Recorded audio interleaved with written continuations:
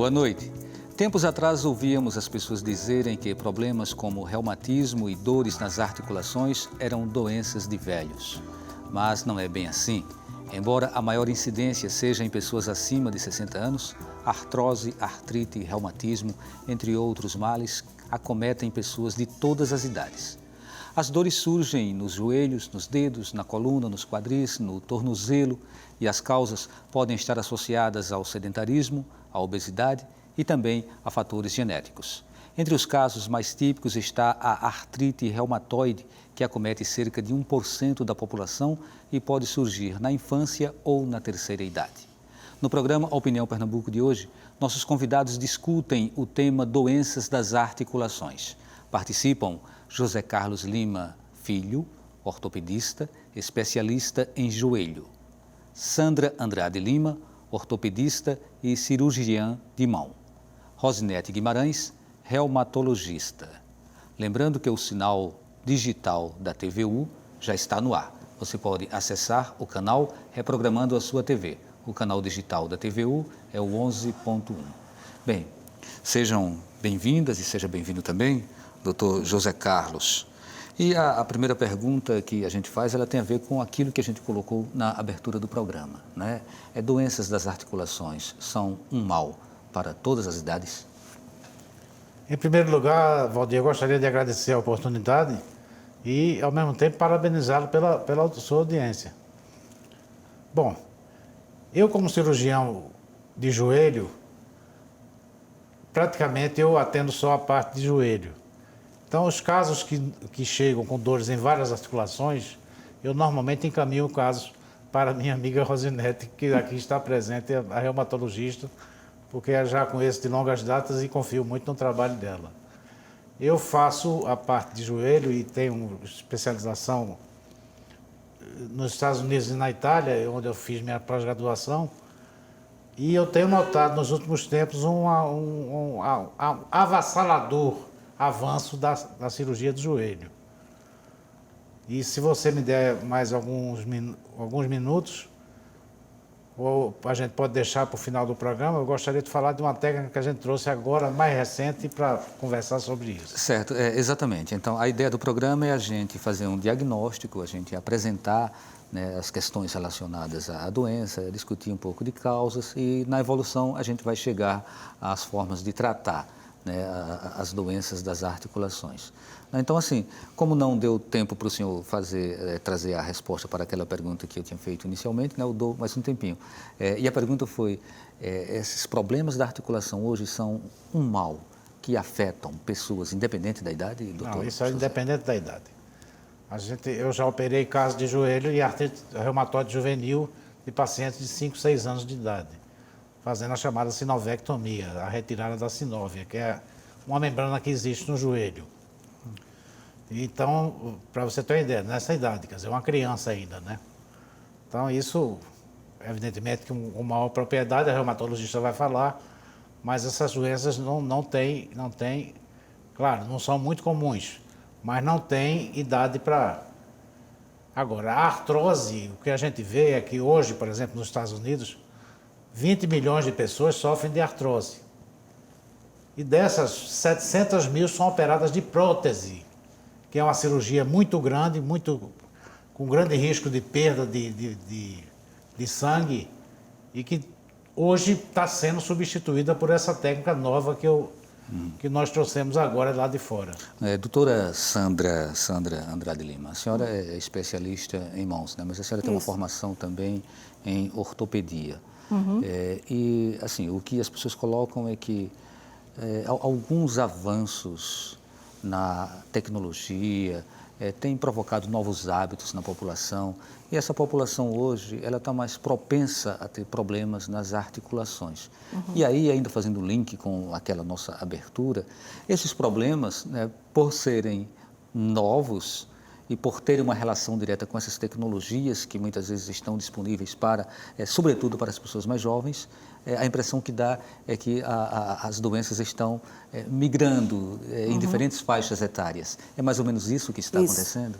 O que tem acontecido hoje é que você está no consultório e você está atendendo pacientes jovens que essa nova tecnologia que você disse, que é o uso constante das mãos, e são pacientes chegam até de 18, uma faixa etária entre 18 a 30 anos, com dores na mão incapacitante e provocados pelos, como você disse, as artroses e as artrites ocorrem agora em qualquer faixa etária, tanto pelo uso excessivo, como também pelos traumas, né?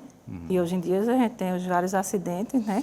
E as causas podem ser traumáticas e não traumáticas. Para nós, assim, tem tido um grande volume a causa traumática. As não traumáticas são as decorrentes de doenças do trabalho.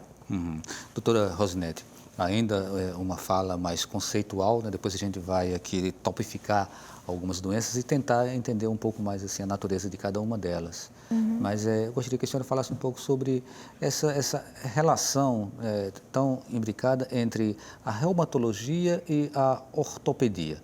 Como que se dá essa relação? Qual é o limiar, né, dos estudos desses dois campos? O que existe é o seguinte, o ortopedista, ele tem um olhar do cirurgião, ele tem um olhar daquele que vai solucionar o trauma, vai solucionar uma luxação. O reumatologista é o clínico das articulações. Por isso que é uma condição para ser reumatologista, primeiro ter feito clínica médica. As doenças, elas surgem com dor articular. Quando a gente vai pesquisar, encontra inúmeras causas daquela doença. Às vezes o paciente nem percebe, mas um distúrbio na tireoide pode começar com dor articular. Uma dislipidemia com colesterol alto, triglicerídeo, pode ter apenas dor articular, principalmente em mãos. As arboviroses, que estão tanto em moda, aí a gente tem a dengue, a chikungunya e a zika, pode começar o quadro agudo só com dor articular. Dentre elas, a chikungunya é aquela que promove, ao longo do tempo, uma artrite que pode chegar a ser grave. São artrite de moderada a grave, não é artrite simples, que imita em tudo uma artrite reumatoide. Então vamos tentar entender melhor. Uma pergunta bem básica. O que é artrite? Artrite é uma doença inflamatória que acomete a articulação. Se você falar apenas na definição da palavra artrite, artrite é uma articulação com inchaço, quente e vermelha. Isso é primordialmente um quadro de artrite, que pode ser numa única articulação, que a gente chama de monoarticular, uma ou duas articulações, que a gente chama de oligoarticular, e pode acometer todas as articulações, que a gente chama de poliarticular. Que no caso da reumatoide, a doença se apresenta geralmente com um quadro poliarticular.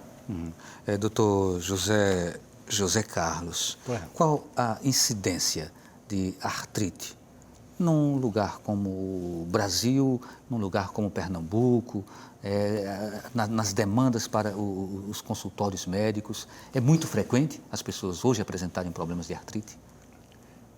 Basicamente, como ela falou bem, a gente trata mais de artrose. Os casos de artrite, dores em várias articulações, normalmente eu procuro encaminhar para o reumatologista. Mas em termos de percentual, no caso específico do joelho, que é a nossa área, em torno de 30% da população, depois dos 60 anos, seguramente vai ter a sua artrose. Então, esses são dados, infelizmente, dos Estados Unidos. Valdir, nós não temos dados nacionais. Infelizmente, nosso país é carente em termos de estudos nesse sentido.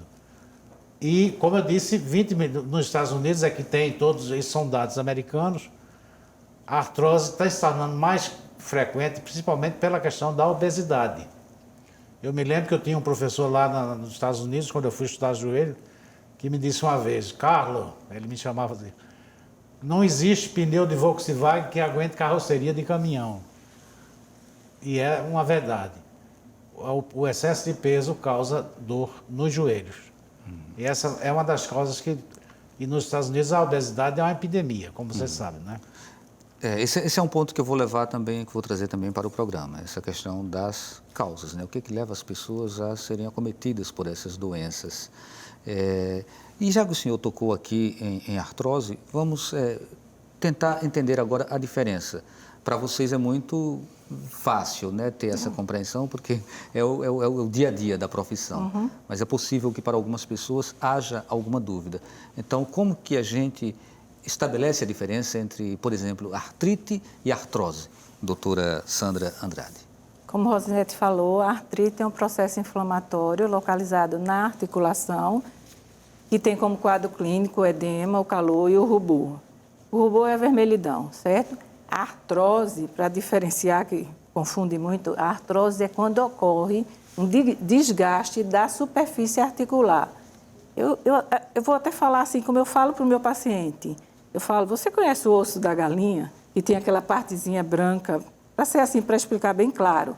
Isso ali é cartilagem. É isso que a gente tem. Nos dedinhos, entre cada articulaçãozinha tem a cartilagem, que é aquela branquinha. A artrose é quando ocorre acometimento, desgaste dessa cartilagem até atingir o osso. Aí ela se torna a osteoartrose, quando atinge o osso.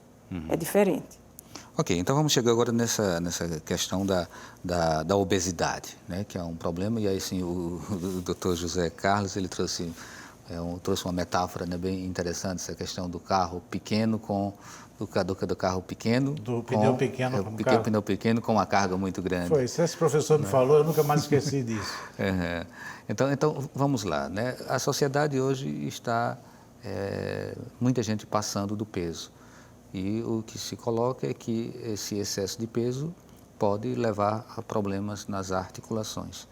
Doutora Rosinete Guimarães,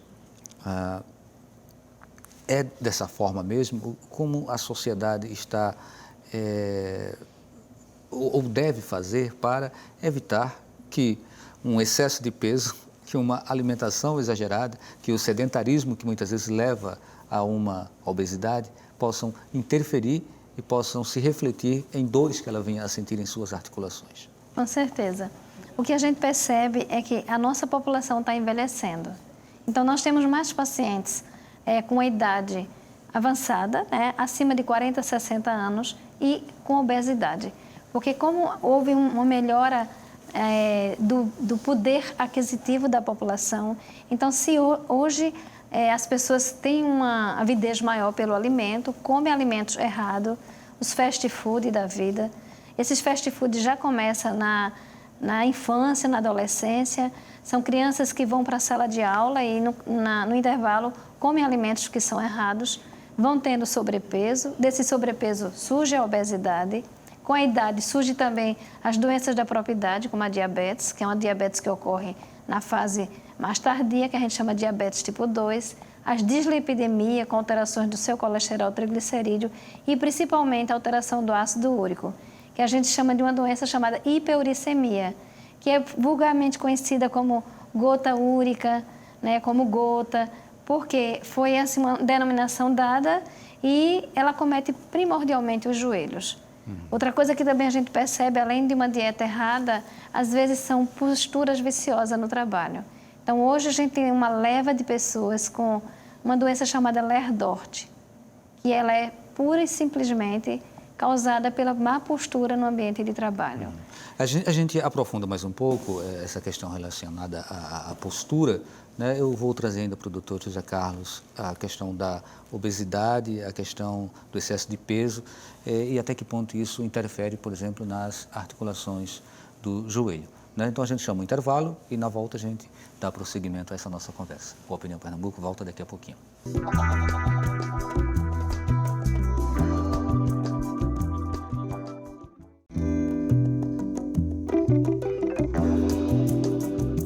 O Opinião Pernambuco está de volta com o tema Doenças das Articulações. Participam José Carlos Lima Filho, ortopedista, especialista em joelho. Sandra Andrade Lima, ortopedista e cirurgiã de mão. Rosinete Guimarães, reumatologista.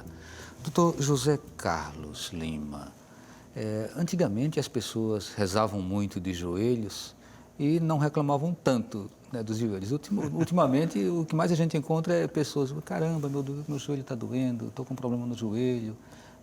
E aí, o que é isso? Por que tem tanta gente sofrendo desse mal? Olha, normalmente essas pessoas já têm um pouco de artrose.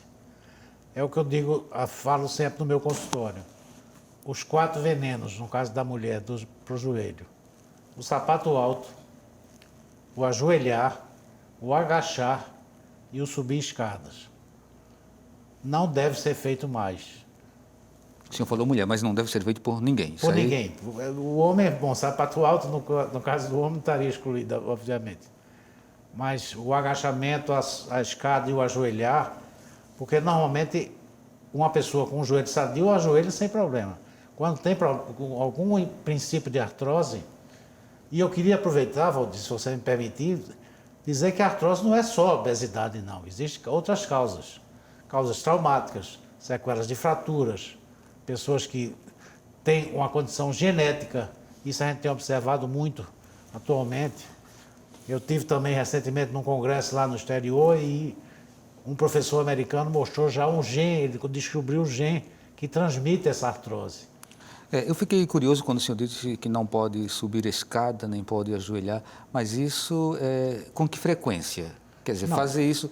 Quem mora, por exemplo, num primeiro andar de um edifício, todo dia precisa subir e descer É o que eu falo. para chegar em seu apartamento. Para tentar administrar. Se antigamente subir e descia indiscriminadamente, agora fazer somente subir uma vez e descer. Ou então mudar de apartamento, né? Que nem todo mundo tem condição, Nem né? todo mundo tem condição, Seria exatamente. uma saída muito, muito radical. É radical, mas são pessoas que se queixam disso, né? Agora, com essa técnica,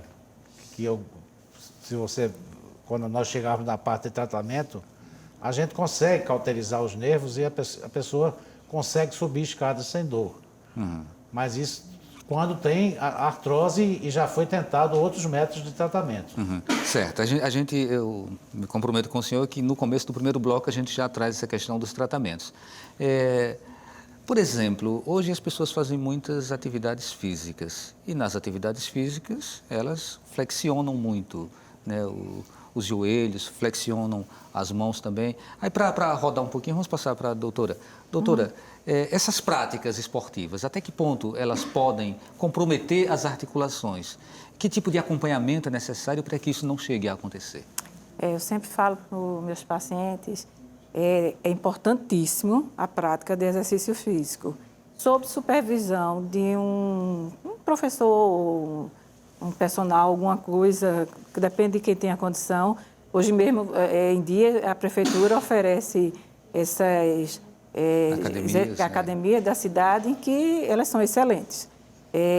Mas é importantíssimo o exercício físico, certo? De forma controlada de peso, mas previne, inclusive, o aparecimento das artroses e das tendinites. Tá, esse equilíbrio é que tem que existir. Isso. Se você tem um trabalho, como o Rosinete falou, que a gente tem um levantamento, e os pacientes que têm LER, DORT, os pacientes, a gente colocando eles em uma atividade física, aí tem uma gama de atividades físicas que ele pode fazer, ginástica funcional, pilates, que são mais direcionadas para, com cuidado com certas articulações, que eles têm um programa, o resultado tem sido excelente, do retorno ao trabalho. Ok, doutora Rosinete, como a senhora entende essas práticas modernas, por exemplo, de se fazer exercícios com uma certa frequência? Um comparativo com isso seriam as atividades braçais, que também eram muito comuns, né? Antigamente, antes de a gente ter tanta tecnologia, tanta industrialização, tanta mecanização. Mas no nosso tempo agora são esses exercícios. Isso é necessário? Os exercícios são necessários para a gente evitar os problemas ou eles são causa? Como que a gente encontra esse ponto de equilíbrio? Como disse Sandra, o ponto de equilíbrio tem que ser dado pela própria academia que você está, como um exemplo, a academia da cidade. As pessoas individualmente que não frequentam academias, elas não têm condição de fazer essa administração, de saber até onde podem ir? Uma das coisas que a gente fala é que o maior parâmetro que aquele exercício está sendo prejudicial é o quadro de dor. Se a articulação dói, ela está dando um alerta, olha, tu exageraste, não passa daí, né? Tipo assim. Os exercícios têm que ser exercícios mais baseados em alongamentos, né? Tem que ser exercícios que não leve sobrecarga e que respeite aquela articulação. Porque, assim, a gente já vê muitos jovens indo para a academia e eles querem criar músculo do dia para o outro, eles querem ficar bonitos, né, atraentes e fazer exercício e eles chegam muitas vezes com lesões graves de tendões em ombro, Nós temos no ombro tendões que são muito importantes na mobilidade do ombro. Então, é muito frequente você encontrar tendões espessados, até com rupturas parciais.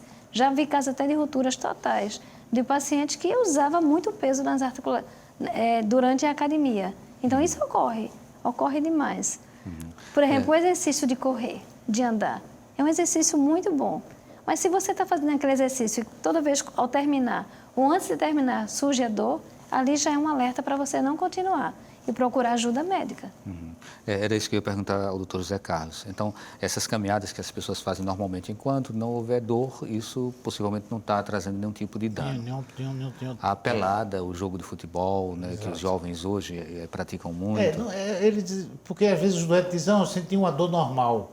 Olha, Valdir, não existe dor normal, não existe. Outros sentem uma febrezinha normal.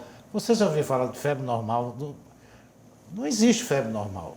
É sempre um sintoma. O sinal de alerta é isso. Por isso que é necessária a avaliação de um personal, de preferência de um personal, porque ele já é treinado no curso dele, de saber os limites. Isso que ela falou é que vamos falar já, o paciente ele está ultrapassando o seu limite fisiológico. E isso não pode. Ele tem que ser enquadrado dentro do que até onde ele pode. É porque numa academia se estabelece uma competição psicológica. Um está fazendo com 70 quilos, outro com 30 somente. Aí ele quer fazer igual ao outro lá. Termina lesionando o joelho, o ombro, enfim, qualquer das articulações. Doutora Sandra, vamos entrar agora um pouco no campo dos exercícios ou das atividades mais laborais, né? E aí, assim, é muito comum hoje as pessoas aparecerem com tendinite. Isso. Pelo uso de computador e por aí vai. Né? É a doença da modernidade? É a doença da modernidade. E vamos diferenciar tendinite e tendinossinovite. Sim. A tendinite é a inflamação do tendão. A tendinossinovite é a inflamação da bainha que cobre o tendão. E o tendão precisa dessa bainha para lubrificá-lo.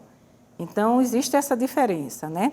Então, em termos dos exercícios físicos, como Rosinete disse, se você coloca um excesso de carga, como os jovens hoje, que inclusive querem aumentar a musculatura, eles vão sobrecarregar o tendão e levando inicialmente uma tendinite, que ela, com o tempo, pode levar a uma ruptura completa, levando a um quadro cirúrgico.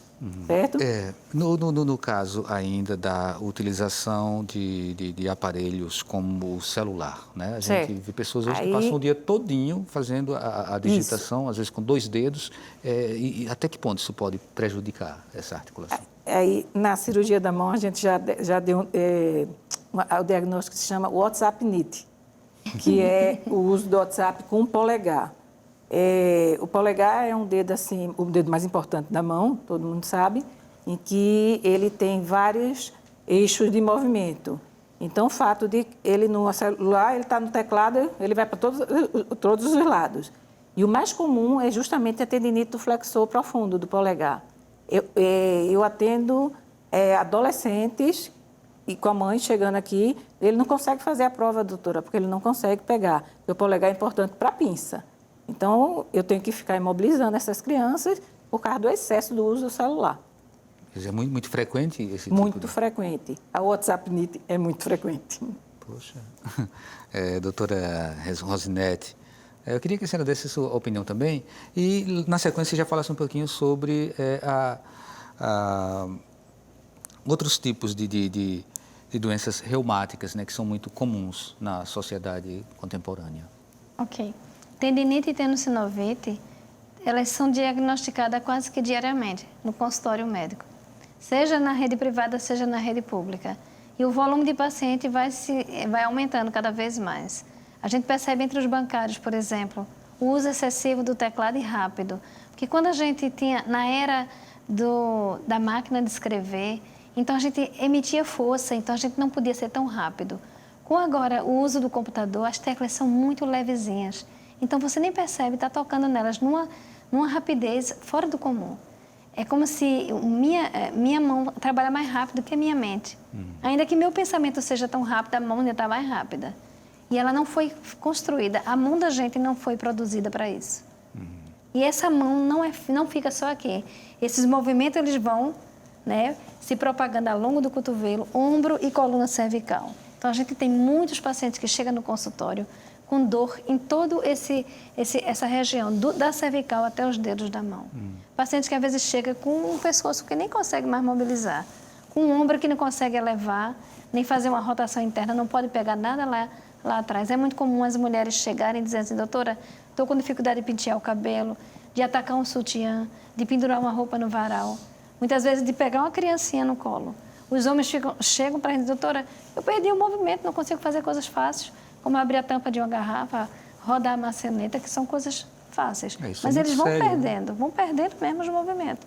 Até que a gente dá uma parada, tem que afastar eles da atividade laborativa, fazer uso de fisioterapia, medicações analgésicas, anti-inflamatório, e quando eles terminam essa fisioterapia, manter uma atividade física baseada no alongamento.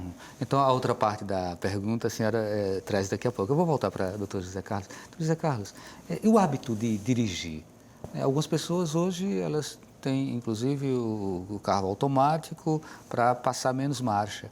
Mas quem não tem esse carro automático passa muita marcha e durante muitas horas num trânsito complicado, engarrafado, como é esse daqui do Recife ou de qualquer uma outra capital. Isso se reflete no joelho? No joelho, reflete. O fato de ficar muito tempo sentado na posição de flexão, como a gente está aqui, porque a gente está aqui, mas já mudamos de posição várias vezes. Mas dentro de um carro é mais difícil. Eu vou mudar agora, novamente. Pronto. Dentro de um carro é mais difícil. Essa posição firme, fixa o tempo todo, impede a nutrição. A nutrição do joelho é feita pela movimentação. Aí é onde vai se criando aquele líquido que banha e molha a articulação do joelho e que essa cartilagem que foi falada por Sandra é nutrida. Então, a gente sente, são joelhos secos que apresentam já crepitação, como se tivesse areia dentro deles. Aí já é uma fase de, em princípio, o começo da artrose. Então vamos seguir, né? Como conviver com esse tipo de problema? Quer dizer, o senhor falou em radioterapia, é isso que o senhor faz? Radiofrequência refrigerada. Né? O senhor faz radiofrequência refrigerada para poder solucionar o problema do joelho. Como é isso? Como é essa técnica? Bom, a radiofrequência, na verdade, já era conhecida no século XIX. Mas, como tudo, a penicilina, por exemplo, foi descoberta em 29, mas só começou a ser usada em 41, muitos anos depois. A radiofrequência também só passou a ser usada na Segunda Guerra Mundial nos radares. É a junção da eletricidade com o magnetismo. Ela hoje foi aperfeiçoada, esse hoje que eu digo já tem mais de 10 anos nos Estados Unidos, e em 1914, em 2014, um professor americano, o Caparral, esteve aqui no Brasil, no Congresso de Dor, e apresentou a chamada radiofrequência refrigerada. São eletrodos, Valdir, colocados em forma de uma agulha, com uma não há incisão, não há corte. A agulha perfura, vai até, se eu puder mostrar na máquina aqui, se a câmera puder focar aqui, aqui é um joelhinho, a parte da coxa e a parte da perna. E aqui a rótula. Existe nervo do lado interno, do lado externo e no lado interno da tíbia, da perna. São chamados nervos geniculares. Através de um intensificador de imagem, a gente identifica a localização desses nervos e coloca esses eletrodos, e esse eletrodo chega a uma temperatura de 80 graus. É como ele emitisse um sinal, tipo um laser, tipo como se fosse um laser.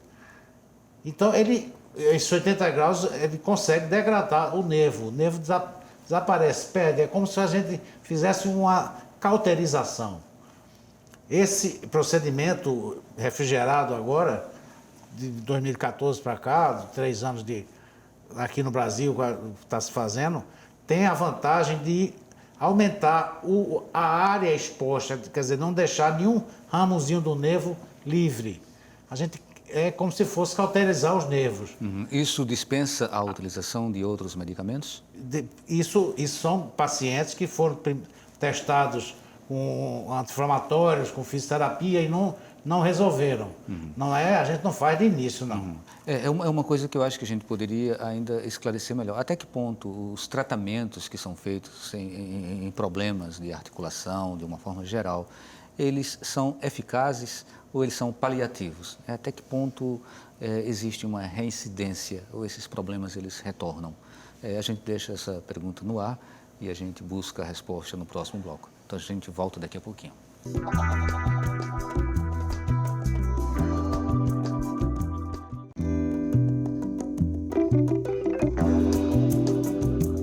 O Opinião Pernambuco está de volta com o tema Doenças das Articulações. Participam José Carlos Lima Filho, ortopedista e especialista em joelho.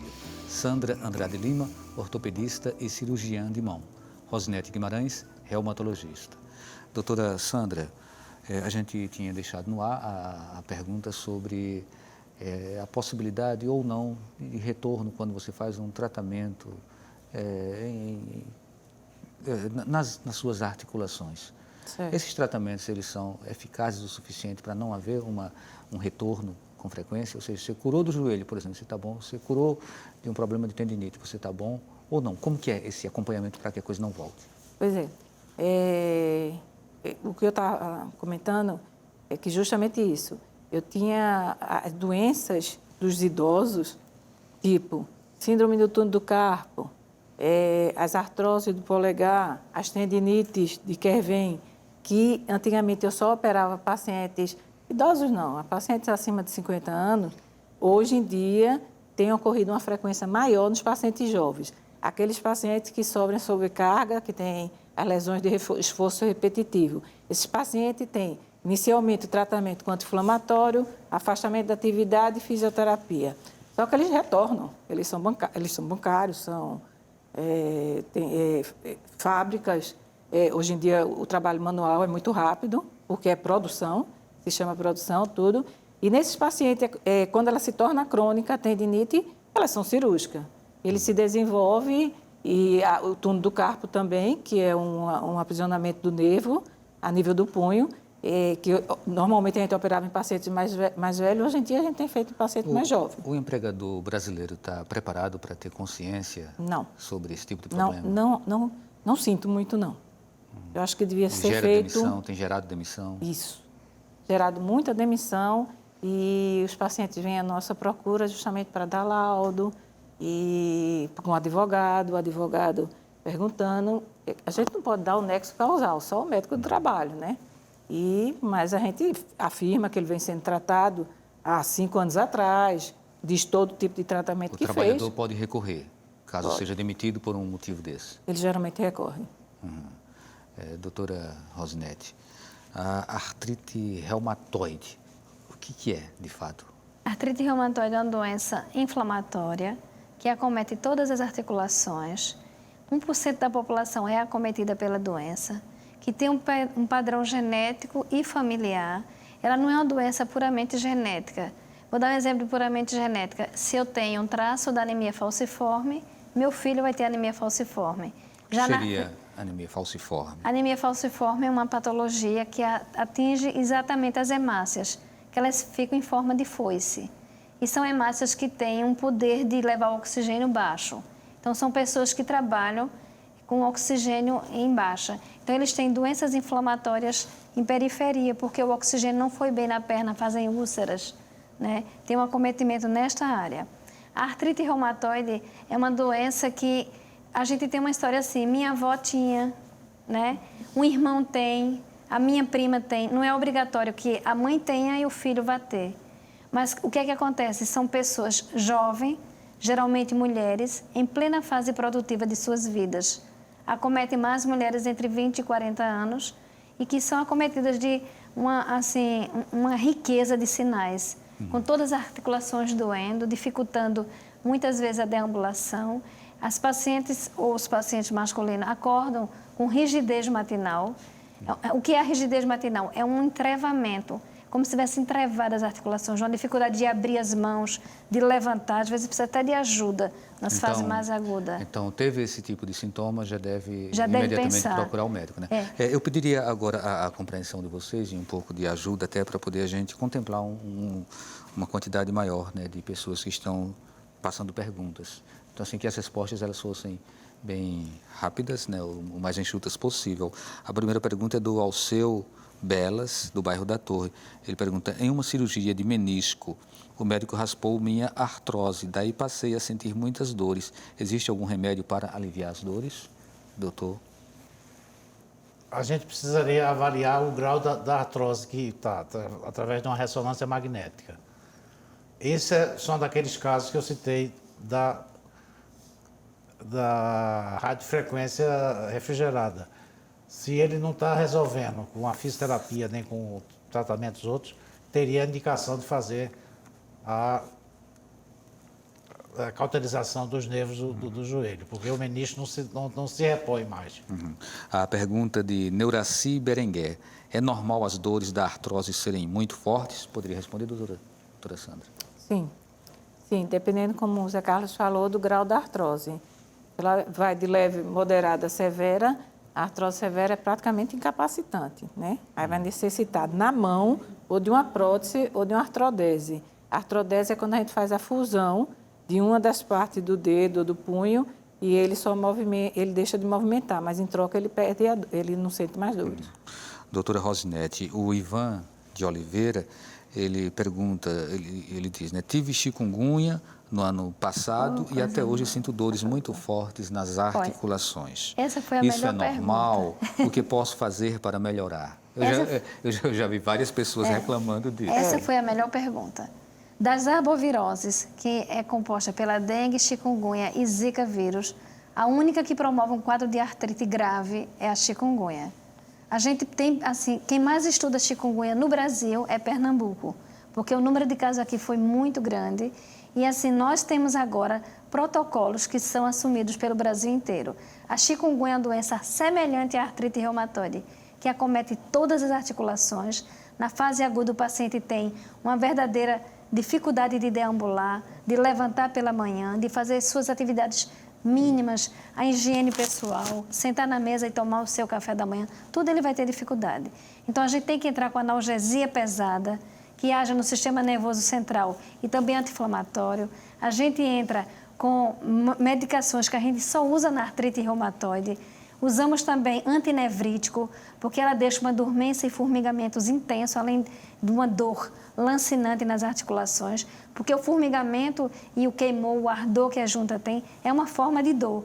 A dor pode ser, inclusive, uma dor cansada, mas dá uma dor nevrítica, que tem que usar antinevrítico. E, por fim, a gente usa os mesmos remédios da artrite. Aproveitando a deixa dele... Rapidinho, doutora, que senão a gente não atende as outras pessoas. Seria rapidinho? Seria. Aproveitando a deixa dessa pergunta, a gente está usando drogas agora chamadas imunobiológico, que ela é agora o top de linha da medicina. São medicamentos que têm ações muito boas na artrite e a gente está usando também para chikungunya. Tem alguns casos de chikungunya que só respondem aos imunobiológicos. Ok. O Ricardo, da Madalena, ele diz: minha avó teve osteoporose, devo ter também? É hereditária? Doutor José Alexandre. Eu posso... José Carlos de Andrade, de Lima, filho. Eu Não, poderia falei José passar... Alexandre, desculpa, é por isso que eu corrigi. Nada. Para você. Eu poderia passar para... Porque a osteoporose é tratada pelo pessoal da reumatologia. É de Rosinete. Então vamos deixar para daqui a pouquinho. Vamos outra pessoa falar, depois a gente volta para a doutora Rosinete. Uma pessoa que tem pés valgos, 15 para as 3, diagnosticado ainda na infância, pode corrigir usando botas ortopédicas ou algum outro método não cirúrgico? Com que idade? Ainda na infância, disse que foi diagnosticado na infância. Sim, mas a idade atual... Não diz aqui. Não, se tiver assim 14, 15 anos, não corrige mais. Agora, se não tiver dor, ele pode viver tranquilamente com esse problema sem afetar os pés. Pronto, então vamos voltar agora para a osteoporose, né? A osteoporose é uma doença que acomete os indivíduos, mais comum na mulher menopausada. Pode realmente um neto vir a ter osteoporose, mas ela não é uma doença determinada geneticamente, não. Existe um fator familiar presente, forte. Agora, o que acontece mais na osteoporose é má exposição, né? Má alimentação, você ter uso de corticosteroide durante sua fase de adolescência ou adulto jovem, por alguma doença de base, digamos, crianças que têm cansaço, asma, toma muito corticoide. Isso pode agravar. Isso faz com que você diminua a sua massa óssea, a sua matriz óssea fica frágil. Okay. E aqui no Brasil, a primeira causa de osteoporose é baixa de vitamina D. Ok, então fica aí a orientação, né? Nisso tem uma orientação, para que as pessoas elas, invistam mais um pouco, né, na vitamina. A doutora Sandra, a questão postural, né? As pessoas às vezes sentam muito errado, se deitam para ter acesso ao computador, né, ao notebook, ao tablet. Esse tipo de comportamento, ele acaba se refletindo em problemas? Com certeza. No início, a Rosinete até tocou nesse ponto, em que o problema postural é uma das maiores causas de dores articulares, e principalmente porque no dia a dia você está sentado, você não tem uma cadeira adequada no trabalho, tudo isso é importante para que a pessoa não tenha nenhuma dor articular. Se posicionar corretamente perante o aparelho que você trabalha, se for um computador, você tem que ter a postura, colocação do mouse, a altura do mouse, para que não tenha as tendinites de ombro, nem as bursites, ela sempre tem que estar o braço 90 graus e não fazer elevação do ombro, porque se o braço acima a mesa ficar muito elevada, ela vai forçar o ombro nessa posição. Então, tudo isso é importante para que não desenvolva as tendinites ocupacionais, né? Doutor José Carlos, as pessoas, elas ficam às vezes perguntando, né, como você, por exemplo, ter uma relação com o seu parceiro, com o seu cônjuge, se você tem um problema sério na coluna, se você tem um problema sério de joelho. Existe alguma orientação nesse sentido? Né? O que é que as pessoas podem fazer para conviver com problemas em articulações quando eles são crônicos, quando eles não têm solução? Atividade física. Só existe isso. Atividade física. E hoje o Pilates, a gente tem visto no consultório, o Pilates, que está amplamente difundido, dá um alongamento muito bom, trabalha no fortalecimento também, lógico, mas principalmente no alongamento, que é o que está faltando ser feito. As pessoas querem logo aquecer, melhorar a musculatura e esquecem o alongamento. Para isso, para esse telespectador que telefonou, eu recomendaria o aquecimento e principalmente o alongamento no Pilates. Posso complementar? Yoga também? E a yoga também ajuda. Posso complementar? De alto impacto, né? Exatamente. O Pilates é mais direcionado, né? Posso complementar? Sim, doutor. Tanto o Rosinete como o Zé Carlos falaram no alongamento. Além do alongamento, é importante o equilíbrio. O equilíbrio, ele tem duas partes, nós dividimos, né? Nós temos dois lados. Então, o equilíbrio no exercício físico é tão importante quanto o alongamento. Se você trabalha, faz uma atividade física, hoje em dia eu faço ginástica funcional. É impressionante como você, não tendo o equilíbrio nos dois membros de forma simétrica, você sai com dor no joelho, sai com dor no punho, no ombro. É super importante. Fora o alongamento, equilíbrio. É importante. E tem os exercícios de equilíbrio para isso. Gente, não temos tempo mais nem para dar uma rodada, né, de considerações finais. Mas, assim, eu entendo que as falas de vocês foram muito objetivas, muito precisas e esclarecedoras para o telespectador. Então, a gente agradece a participação de vocês, agradece também a participação de pessoas que têm tido uma frequência bacana assim, nas redes sociais, principalmente no Facebook. Então tem Edilane, Maria, Márcio Ferreira, Diel Moura, Eliomar Silva, né? E aqui ficam os nossos agradecimentos para todos que acompanharam o programa hoje e que acompanham também o dia a dia do Opinião Pernambuco.